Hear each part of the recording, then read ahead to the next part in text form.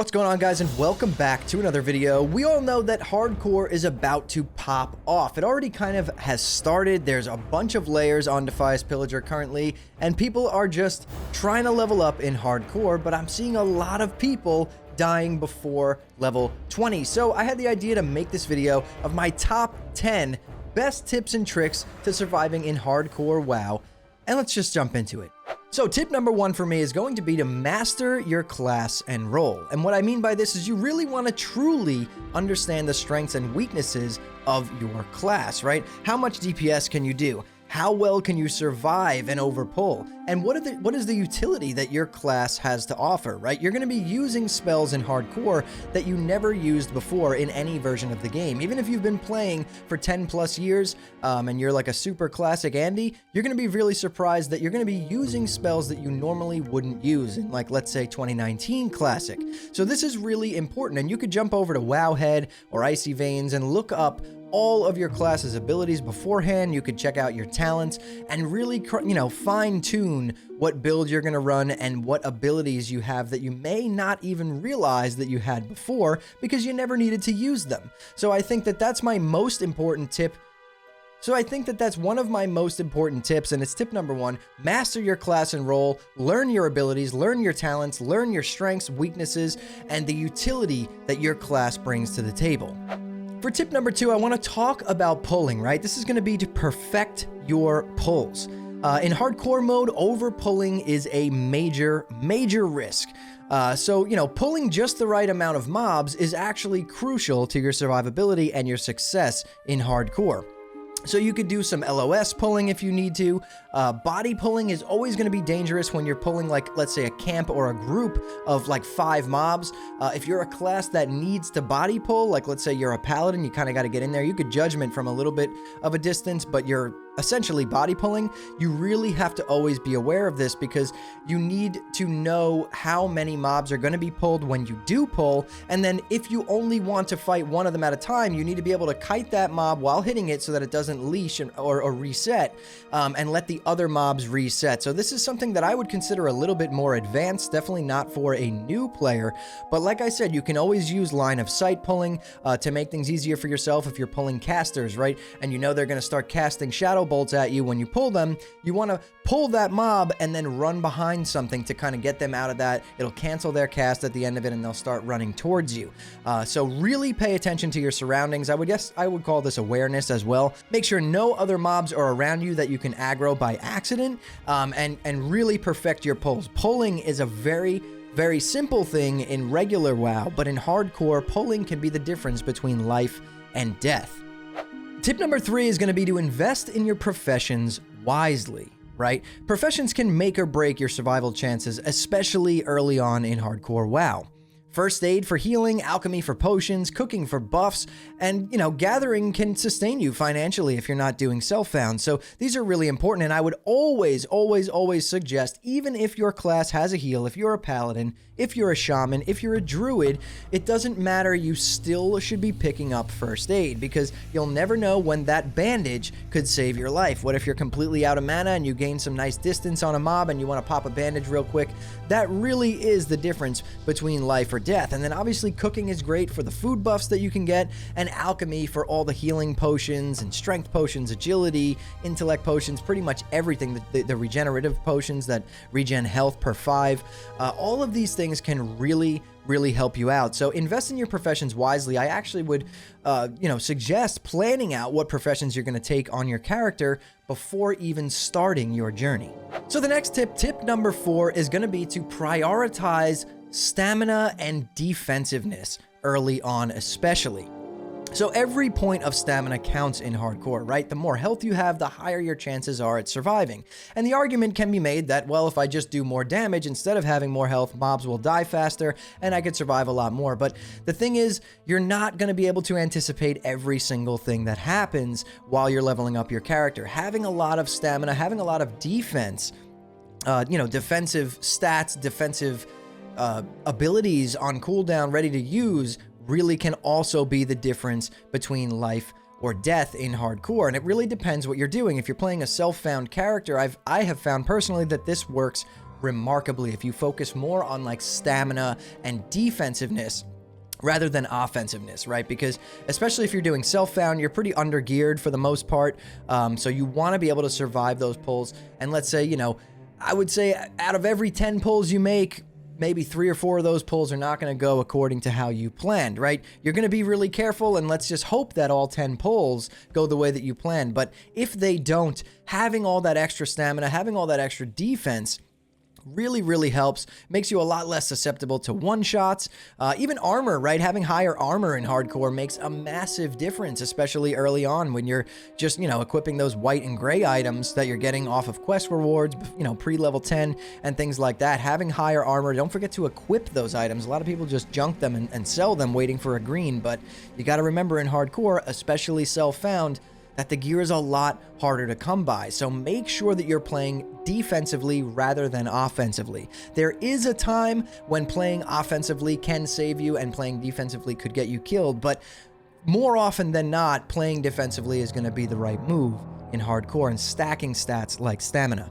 So tip number 5, this is going to be for people who maybe are not WoW veterans, definitely more of an average or beginner style of player. This is going to be to level with friends or a guild. Solo play is way higher risk, but it's higher reward, right? You're getting more experience per hour, you're getting more gold, you're getting more loot drops, but grouping significantly reduces any risk of dying. Right? In World of Warcraft, leveling up, especially in hardcore, there is strength in numbers. So splitting mob pulls and, you know, having a dedicated healer or tank really can make your experience so much easier and just a lot more fun for someone who's a little bit newer to the game, right? Let's say there is some room for error. If you pull a group of 3 or 4 mobs instead of pulling the one that you wanted, well, now you have 1 or 2 people or even an entire group with you that can help, you know, get you out of that situation and take those mobs down so that no one is in any real danger. You know, just make sure you're communicating with your party members to avoid as many mistakes as possible. For tip number 6, let's talk about preparing a getaway plan, right? Hardcore play demands an exit strategy for every single battle, especially in dangerous zones. It's really important to know your nearest safe exit route, any disengaging abilities that you have, and whatever you can do with the terrain around you, right? You can jump on certain things to reset mobs. You can, you know, LOS mobs like I was talking about earlier to get away. It's always a good idea. Let's say you're doing a quest that's a little bit higher than what you should be doing in hardcore, and you really are not sure about the pull before you make it. It's a really good idea to sit there and think for a second and say, okay, well, if this goes south, I can jump off this cliff onto this rock and I'm completely safe. No mobs can hurt me. I can hearth away. I could do whatever. I could jump down a cliff into the water. This really could also be the difference between life and death. Prepare your getaway plan when you're about to make a pull that you're not 100% sure about. So for tip number 7, this kind of goes off the last one with the getaway plan, but this is to be cautious in elite zones. This is really only going to be relevant as you get a little bit higher up, but elite areas are just notorious death traps in hardcore mode, right? You want to really kind of scout out these areas if you're not familiar with them, figure out ways to handle any elites that may be patrolling around, and just really, it's almost wise to avoid certain zones entirely if you're not completely, you know, involved with everything that's going on in these zones. There's certain zones, like if you think about Swamp of Sorrows, I forget the dragon's name, but the big green dragon that just patrols around, that's an elite that basically just one-shots you or two-shots you if it passes you by. That is super dangerous. I actually watched someone in my Discord die to that dragon. It was dead. It wasn't even patrolling around, and it spawned on top of him while leveling. So losing your level, you know, 41, 42 character to something like that could be completely avoidable if you're just cautious with what you're doing, right? There's tons of add-ons, tons of weak auras out there to really help you understand. You know, you want to be able to see the zone. You want to know what's in the zone mob-wise. You want to know if there's any dangerous named mobs or elites patrolling around that could potentially spawn on top of you and end your journey. So be cautious with higher level zones and elite zones, and if you're really nervous about it, just kind of avoid them entirely. You can always go grind a few levels on, you know, green mobs and really put yourself in no danger at all. Tip number 8, this is going to be always carry consumables. Consumables are literally lifelines that can prevent unfortunate endings for you and your character in hardcore, right? You have all of your different healing potions, all of your different food buffs, all the scrolls that you get along the way or can purchase if you're not doing self-found.